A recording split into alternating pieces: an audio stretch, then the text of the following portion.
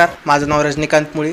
मी सध्या VIIT पुणे येथे final year BTechमध्ये आहे आणि मी ANTC ब्रांचमध्ये शिकतो सध्या.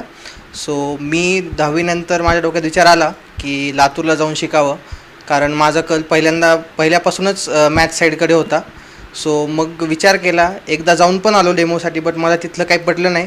सो मग इथे KDS क्लासेस नवीन ओपन झाले होते ज्या वर्षी मी 10वी पास केली त्यावेळेसच.